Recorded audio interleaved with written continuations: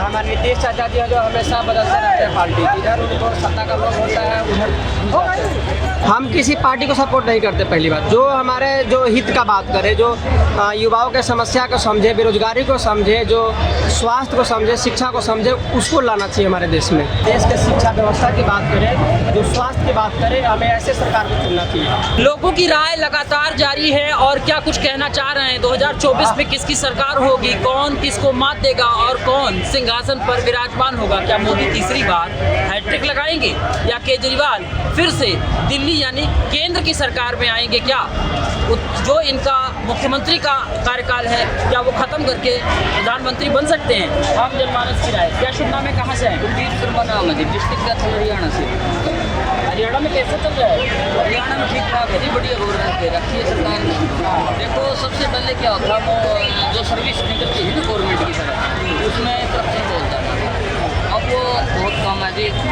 बच्चे पे exam pass करते हैं, मेरिट में आते हैं, सर्विस मिल रही है तो ठीक ठाक मिल रही है, हर बच्चे को मिल रही है, हर तबके को मिल रही है। जाति को उसमें मेरे ख्याल में कोई गुंजाइश नहीं है। 2024 में किसको ला रहे हो? 24 में तो मोदी जी आते हैं, एक बार तो आई रही है।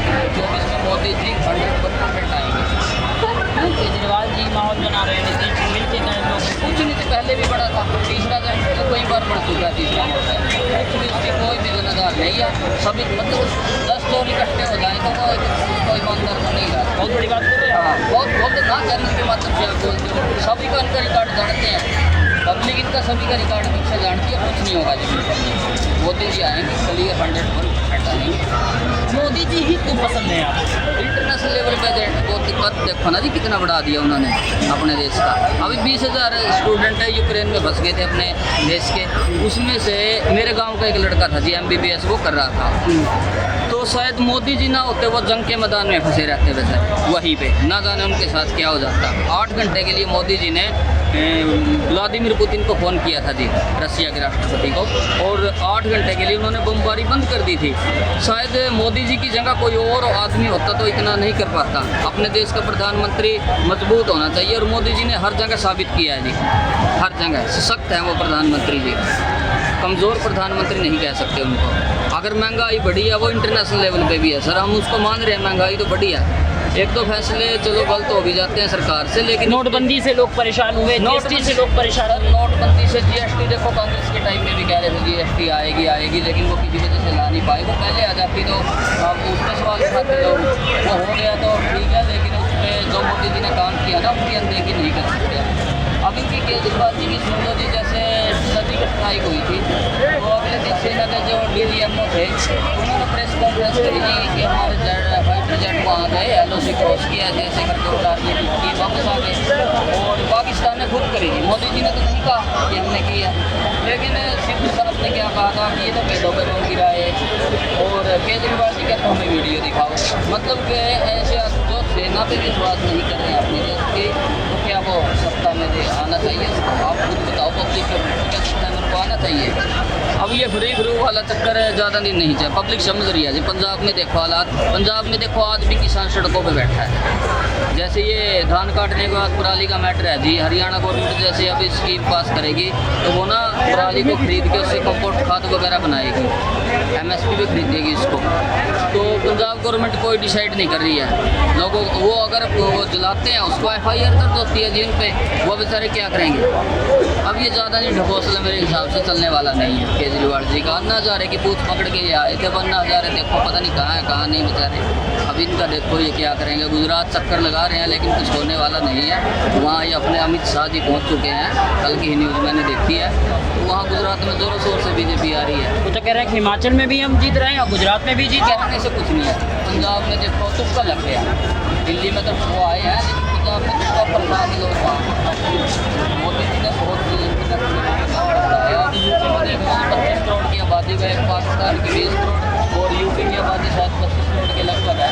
इतनी बड़ी स्टेट को योगी जी ने काम रखा है। बिल्कुल जीरो टॉलरेंस की नीति पे क्राइम पे वो काम कर रहे हैं, बिल्कुल क्राइम हो ना। मैं वहाँ जाता रहता हूँ जी, खेती का काम भी है अपना वहाँ, तो मतलब हम देखते हैं वहाँ पर कैसे की हुई है जी। हर जगह पे वहाँ आपको पुलिस वाले मिलोगे बिल्कुल हर तरह से एक्टिव। आप समझना कि ये लोग हमारे साथ है तो तुरंत एक्शन लेंगे। एकदम से दंगे बिल्कुल खत्म कर दिए जी, दंगे की कोई गुंजाइश नहीं है यूपी। तो आप कैसे कह सकते हैं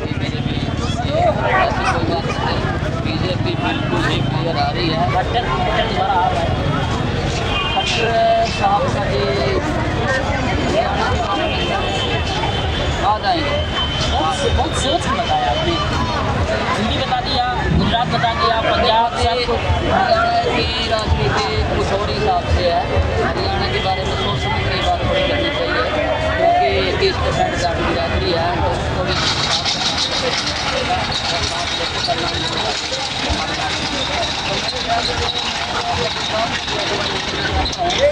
तो जनता ही रही है, पब्लिक में एक्टिव रहना चाहिए। जो मेन समस्या है उनको हर बिरादरी के यहाँ से जाके लोगों से मिलना चाहिए, समस्याएँ सुननी चाहिए। अब उनके साथ मेरे ख्याल में क्या करें, उन्होंने तो चंडीगढ़ में करते हैं, तो उनको फील्ड में रहना चाहिए। फिर बीजेपी को वहाँ रहने का कोई दिक्कत नहीं है। बीजेपी ऐसे कोई काम नहीं होगी जिसकी बीजेपी को हार जाए। और एक जो देखो, सरकार की कभी भी रोड की जानी चाहिए। एक तो ये जो अग्निवीर वाली स्कीम है जी, इसका हरियाणा में बहुत ज़्यादा, हरियाणा के बच्चे जो जाते हैं सर, वो ज़्यादा आर्मी को पसंद करते हैं। जैसे गांव में आपको 150 लड़के ना दौड़ लगाते हुए मिल जाएंगे।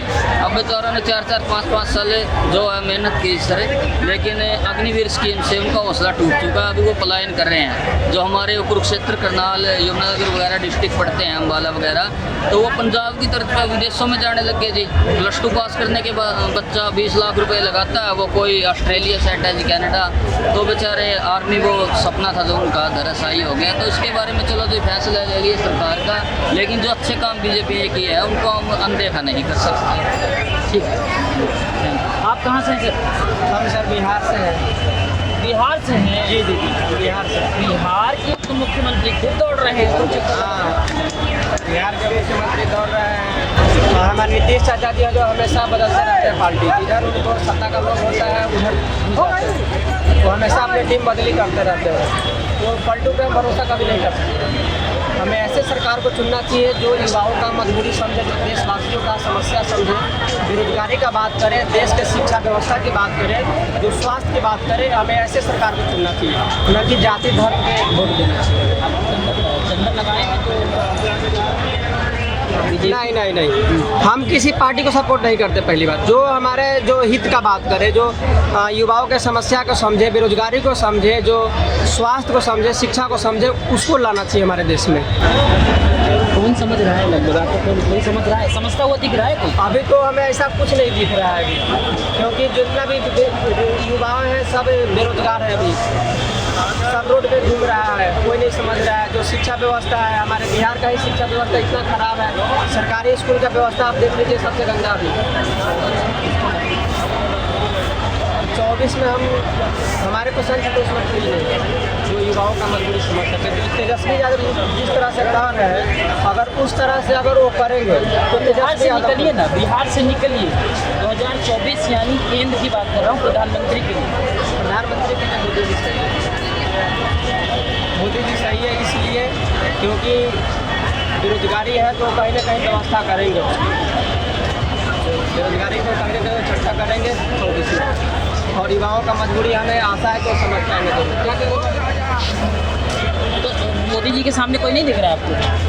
मोदी जी के सामने और योगी जी है भी नहीं, वो तो एक ही पार्टी के हो गए ना फिर। हाँ, दूसरा हमें और कोई इसमें दिख नहीं। आंटी जी कहाँ से आई हैं? बीजापुर यानी हरियाणा? हरियाणा नहीं, दिल्ली। अच्छा, दिल्ली बॉर्डर लगता है। हाँ। तो किसकी? वहाँ तो केजरीवाल की सरकार है। हाँ जी, तो किसको वोट देंगी इस बार? देंगे ही, मोदी देंगे, केजरीवाल देंगे। नहीं, किसी न किसी को तो बताना पड़ेगा ना। एक आदमी नहीं, ऐसे नहीं बताएंगे। क्यों? ऐसे नहीं बताएंगे, ये सीक्रेट काम है ना, प्लीज ऐसे मत कीजिए। किसका कार्यकाल अच्छा लगता है? युवा हो? सबका अच्छा लगता है। मैं युवा हूँ और मुझे पता नहीं किसका लगता है। ये सभी अच्छे हैं यार, दिल बना के रखो बड़ा। क्या कहोगे? कुछ हो गया इसके बाद? अरे 2024 में इसके भी आपको लग रहा है कुछ? अच्छा, गुजरात में